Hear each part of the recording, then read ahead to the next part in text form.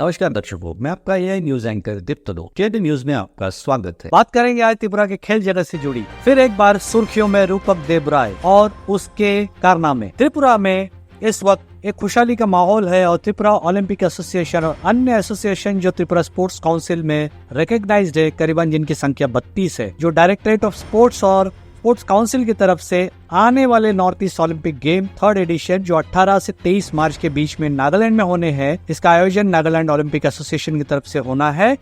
जिसके लिए नामांकन 3 मार्च के दिन स्पोर्ट्स काउंसिल ऑफ त्रिपुरा से भेजे गए हैं। ऑलरेडी जो कट ऑफ डेट के आखिरी दिन भेजे गए 3 मार्च को। गौरतलब है कि ये खबर मिलने के बाद फिर से रूपक देबराय ने अपनी चाल चलना शुरू कर दिए और वो तब कर रहा है जब वो सुप्रीम कोर्ट के निर्देश पर सरेंडर होने के बावजूद भी सरेंडर नहीं है और फिलहाल वो एक फ्यूजिटिव है, यानी वो एक भगोड़ा है। ऐसे भगोड़ा फिर भी आज की डेट में यानी उसने 5 मार्च को नागालैंड ओलंपिक एसोसिएशन के सेक्रेटरी जनरल श्री अबू मेहता जी को ईमेल लिखा है इस हालात में जब वो फरार है, और वो ये लिख के कह रहा है कि त्रिपुरा स्पोर्ट्स डिपार्टमेंट से या स्पोर्ट्स काउंसिल से कोई भी टीम को आप नॉमिनेट करने वाली टीम को आप सिलेक्ट मत करिए। ऐसे डायरेक्शन और ऐसे रिक्वेस्ट वो इस हालात में कर रहा है जब वो खुद एब्सकॉन्डिंग है। जबकि त्रिपुरा स्पोर्ट्स काउंसिल ये सरकार की एक एडवाइजरी बॉडी है और पूरे इत्मीनान के साथ, सारे सेटिस्फैक्टरी कंडीशंस के साथ स्पोर्ट्स काउंसिल ने स्वयं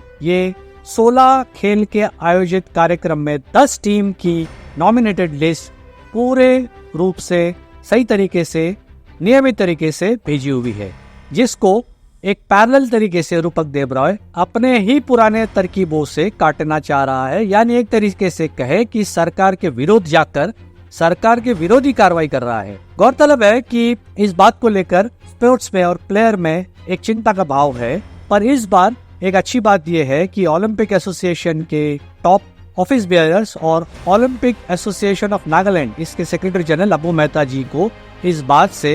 काफी चिंता है और ये बात वो जानते हैं कि रूपक देबराय एक अलग अलग षड्यंत्र के तरीके से उन्हें इन्फ्लुएंस करने की कोशिश कर रहा है। ऐसे में देखने की बात यह है कि अब त्रिपुरा सरकार क्या कदम उठाएगी। विशेष रूप से आपको बताया जाए कि 6 दिसंबर को Tripura sport directorate and youth affairs ने एक नोटिफिकेशन जारी की है, जिसके तहत ये साफ कर दिया है कि जो भी व्यक्ति या टीम त्रिपुरा से किसी भी राज्य में या नेशनल या अंतर्राष्ट्रीय स्तर पर खेलने जाएगी जिसमें त्रिपुरा के नाम का प्रयोग और त्रिपुरा के किसी भी जिले के नाम का प्रयोग होगा, उसके लिए उचित क्लियरेंस राज्य सरकार से लेना अनिवार्य है। यानी ये मैंडेटरी गाइडलाइन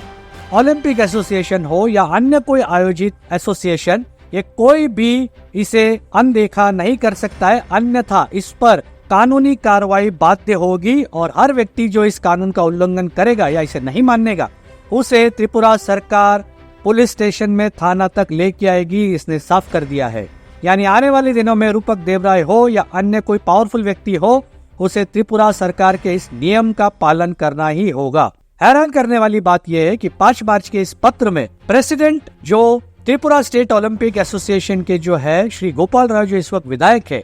उन्होंने अपने एक पत्र में इसका लेखा जोखा ओलंपिक एसोसिएशन को भेजा है, जिसमें वो एक तरीके से मिस रिप्रेजेंटेशन ऑफ फैक्ट को प्रेजेंट कर रहे हैं कि त्रिपुरा ओलंपिक एसोसिएशन या त्रिपुरा काउंसिल की कोई भी टीम नॉमिनेशन को एंटरटेन नहीं किया जाए। एक विधायक एक जिम्मेदार व्यक्ति होता है और वो साथ में इस पत्र के साथ भगोड़े अपराधी रूपक देबराय को सीसी मार्क कर रहे हैं। क्या गोपाल राय जी इस बात से ज्ञात है कि रूपक देबराय एक जनजाति विशिष्ट समाज के व्यक्ति के एक आरोप के केस में ईस्ट अगरतला थाने के एक मामले में फरार है, जिसके वजह से उसे अग्रिम जमानत एडिशनल सेशन जज हाईकोर्ट ऑफ त्रिपुरा यहाँ तक कि 8 जनवरी 2024 को सुप्रीम कोर्ट ने खारिज कर दी है और उसे 2 हफ्ते में सरेंडर करने के लिए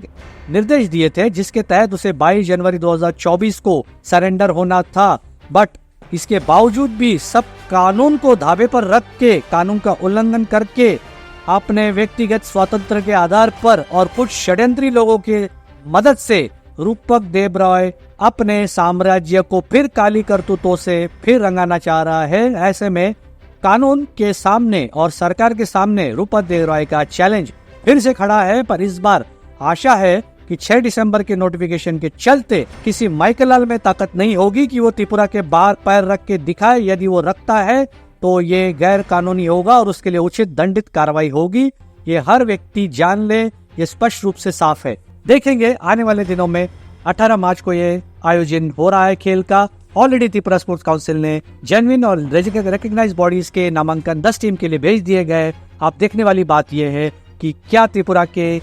इनोसेंट प्लेयर, जेन्युइन प्लेयर्स खेल पाते हैं या नहीं। सरकार को और हर उस जिम्मेदार शासित यूनिट को ये इंश्योर करना है कि जेन्युइन प्लेयर्स और जेन्युइन स्पोर्ट्स अफेक्ट नहीं होगा। ये राज्य के हित में होगा और प्लेयर के हित में होगा। फिर मिलेंगे अगली न्यूज से किसी और खबर के साथ। तब तक के लिए धन्यवाद।